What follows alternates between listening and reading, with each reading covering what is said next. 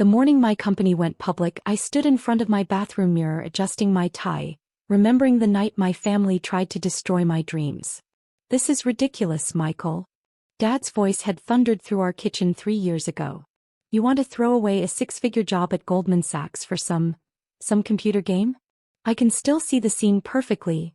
Mom crying silently at the kitchen table, my sister Emma smirking from behind her law school textbooks, and Dad waving my resignation letter like it was evidence in a murder trial. "It's not a game," I had tried to explain for the 100th time. "It's a revolutionary virtual reality platform for business training. The technology could transform how companies..." Technology. Dad spat the word like it tasted bitter. "The Sawyer family has been in banking for 4 generations. We deal in real money, real business, not digital fantasies." I was 28 then, already successful by most standards. The youngest VP in my division at Goldman, on track to make partner before 35. The golden path my father had laid out for me since birth. But I had a different vision. "The world is changing," I insisted that night. "Virtual reality isn't just for gaming anymore. Our prototype has already caught the attention of major corporations for their training programs." Prototype. Emma couldn't contain her disdain. "You mean that thing you and your college friends built in your garage? That thing just secured our first round of seed funding." Dad slammed his hand on the table. $50,000. You want to throw away a career that makes that much in bonuses for some pipe dream? "The investors believe in us. They see the potential." "Investors?" He laughed harshly. "You mean your old roommate's trust fund? That's not investing, that's gambling." Mom finally spoke up, her voice trembling. "Honey, we just want what's best for you. Banking is stable. Safe. Safe." I looked around at their faces. The fear, the disappointment, the judgment. "I don't want safe. I want to build something meaningful." Meaningful? Dad's face turned red. "I built something meaningful. 30 years at Morgan Stanley, working my way up from nothing, giving you every advantage, getting you into the right schools, the right firms. And this is how you repay me."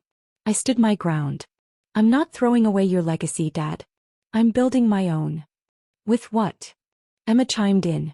"Your savings won't last 6 months in Silicon Valley." She was right about that part. San Francisco rent would eat through my savings quickly. But she didn't know about the patents we'd already filed, the prototype that major companies were already expressing interest in. "I've thought this through," I said quietly. "The platform works.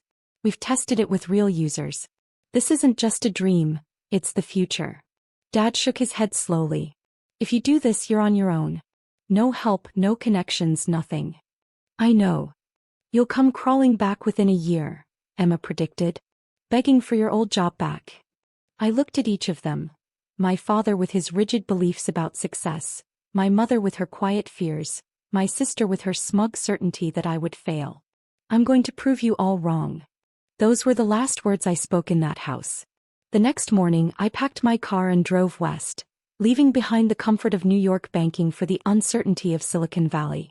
My partners, Jake, the brilliant coder everyone thought was just my trust fund friend, and Maria, our UX designer who'd turned down Google to join us, were waiting. We rented a tiny house in Mountain View, converting the garage into our office. 3 desks, a whiteboard, and more dreams than dollars. Virtual Train we called our company. Simple, straightforward, exactly what we aimed to do: revolutionize corporate training through virtual reality. The first 6 months were brutal. Emma was right about the money. Silicon Valley burned through savings like kindling. We lived on ramen and coffee, worked 18-hour days, and slept on office chairs. Every potential investor asked the same questions. Why would companies abandon traditional training methods? What makes your platform different? Where's your market validation? We answered with demonstrations. Put the VR headset on a skeptical CO. Let them experience our training simulations, customer service scenarios, emergency response procedures, complex technical operations, all in an immersive, risk-free environment. Slowly, the tide began to turn. A major retail chain signed on for a pilot program. Their employee satisfaction scores jumped 40%. Training time was cut in half. Retention rates soared. More companies followed. Our seed funding stretched thin, but we refused to compromise our vision. Jake sold his car. Maria moved into the garage to save on rent. I pawned my Rolex, a graduation gift from Dad. Then came the email that changed everything. Microsoft wanted to pilot virtual train for their global Salesforce training. 60,000 employees, full enterprise implementation. The morning of the presentation, my phone buzzed with a text from Emma. Heard you're still playing with your little VR toys. Dad's got a position open at the firm when you're ready to grow up. I turned off my phone and walked into Microsoft's headquarters. 3 hours later, we had a $10 million contract. The news made waves in the tech industry. Suddenly, the investors who'd dismissed us were calling non-stop. VCs fought for meetings. Tech blogs wrote about the revolutionary platform transforming corporate training. We turned down acquisition offers from Google, Amazon, and yes, Microsoft. This wasn't about a quick exit. We were building something bigger. 2 years after that kitchen confrontation, Virtual Train had grown from 3 people in a garage to 200 employees in a downtown San Francisco office. Our platform was being used by companies in 20 countries. Revenue hit 9 figures. I never responded to the emails from home. Not when we were featured in Forbes. Not when Business Insider called me one of 40 under 40 tech leaders to watch. Not even when Dad's own bank started using our platform for their trader training program. Let them read about it in the press like everyone else. Then came the decision to go public. The night before the IPO, I sat in my office looking at our journey. The prototype sketches still pinned to my wall. The first check from our retail client framed next to my pawned Rolex, which I'd bought back but never wore. My phone buzzed, a message from my mother. We're so proud of you, honey. The whole family will be watching the stock opening tomorrow. Of course they would. Now that success was certain, now that the worthless dream was worth billions, they wanted to be part of it. I looked out at the San Francisco skyline, thinking about that night in the kitchen. About how sometimes the people closest to you can be the ones who understand you the least. Tomorrow the market would put a price on my dream. But its real value? That had been proven the moment I chose to believe in it when no one else would. IPO morning dawned clear and bright in San Francisco. I stood in our company's main conference room, surrounded by my team, watching CNBC's pre-market coverage. Virtual Train's initial public offering is the most anticipated tech IPO of the year, the anchor announced. With a projected opening price of $45 per share, the company could be valued at over $12 billion. Jake nudged my shoulder. Remember when we couldn't afford pizza? Maria laughed, her eyes glued to the screen. Remember when Michael's sister said we'd fail within 6 months? My phone had been buzzing nonstop since dawn. Messages from my family, old colleagues, even my high school economics teacher. Everyone wanting to be part of the success story. The latest text was from Emma. Watching CNBC. So excited for you, little brother. Why didn't you tell us it was this big? I put the phone away without responding. They'd have their answer soon enough. Our CFO, Sarah, walked in with the final numbers. Trading starts in 10 minutes. You ready for this? I nodded, straightening my tie. Time to show them what a worthless dream is worth. The room filled with employees, investors, and board members. On one wall, a massive screen showed the New York Stock Exchange trading floor. On another, our real-time analytics dashboard displayed global usage of our platform. Over 2 million active users across 30 countries. 5 minutes to bell, Sarah announced. My phone buzzed again. Dad this time.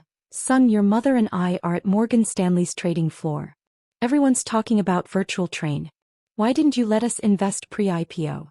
I smiled, remembering his words from 3 years ago. If you do this, you're on your own.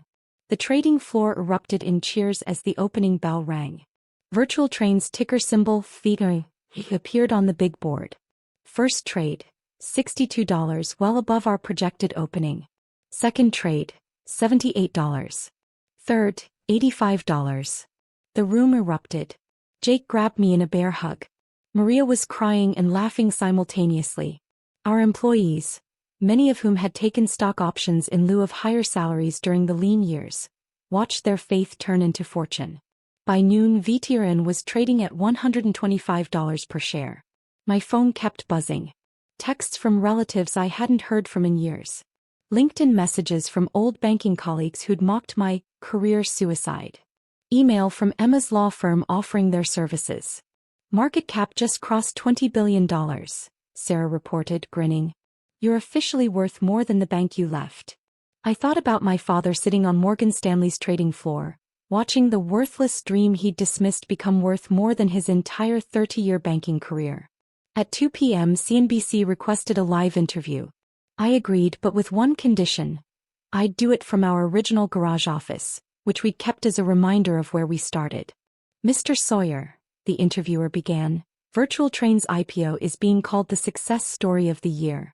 Did you ever imagine this level of success when you left banking?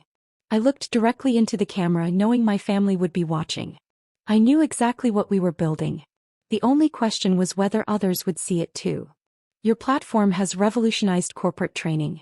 What gave you the confidence to pursue this when traditional methods were so entrenched? Sometimes the biggest risk is not taking one, I replied. Sometimes you have to believe in your vision even when everyone tells you it's worthless.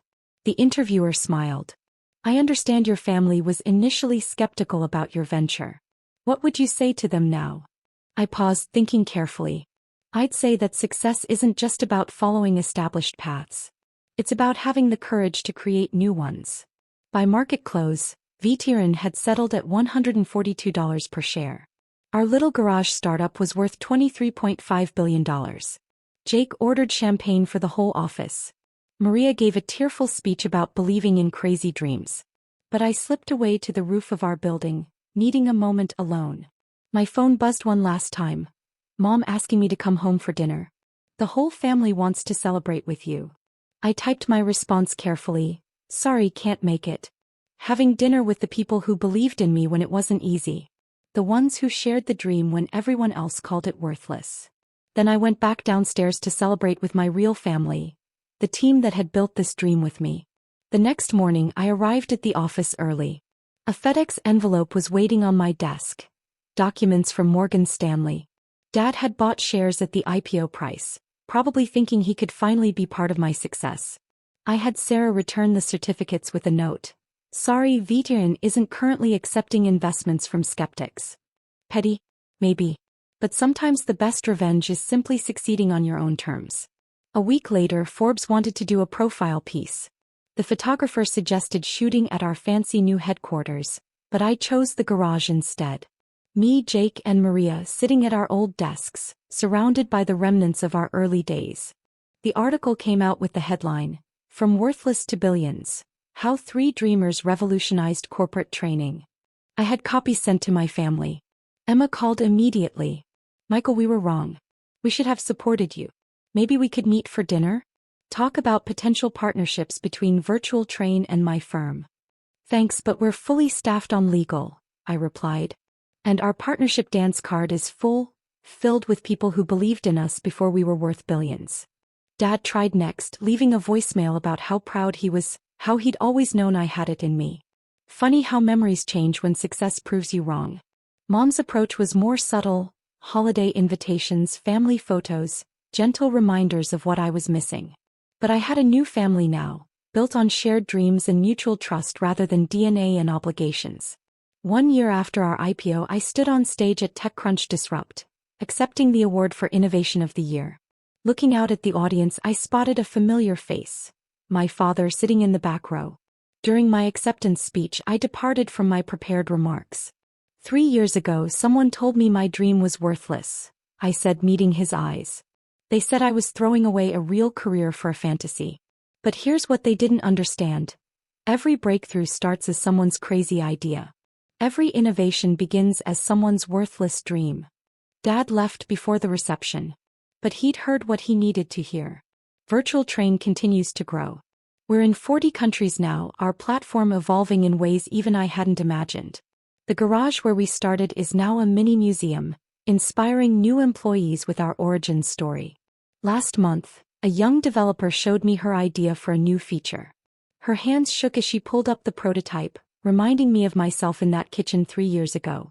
It's probably worthless, she said nervously. Just a crazy dream. I stopped her right there.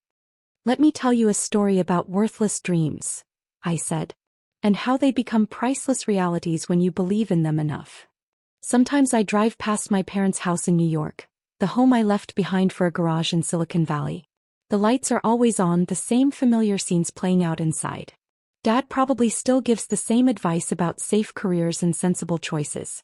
But now, when ambitious young dreamers come to him at the bank, he tells them a different story. A story about his son who chose the unsafe path, who believed in something no one else could see. A story about how sometimes the most worthless dreams become the most valuable realities. Me. I keep my first stock certificate framed on my office wall, right next to the resignation letter that started it all. A daily reminder that the best success is the kind that proves the skeptics wrong. When people ask if I miss my family, I just smile and look around at my team. The dreamers, the believers, the ones who saw the value when everyone else saw worthless. These are my people now. This is my legacy. And it's worth more than all the safe choices in the world. Sometimes success is the best kind of silence. I don't need to prove anything to my family anymore. The stock ticker does that every day. VTRN has become shorthand for innovation in our industry, a testament to the power of believing in worthless dreams. Last week, Stanford Business School invited me to give a guest lecture. Standing in front of eager students, I saw myself in their faces. Young dreamers ready to challenge the safe choices. The most valuable companies in the world, I told them, all started as someone's crazy idea. Remember that the next time someone calls your dream worthless. After the lecture, a student asked if I regretted cutting ties with my family. I showed her our garage museum instead, filled with the memories of people who believed in the dream when it was hardest. Sometimes, I said, you have to choose between the family you're born into and the family you build. Choose the ones who believe in your dreams. That's worth more than billions.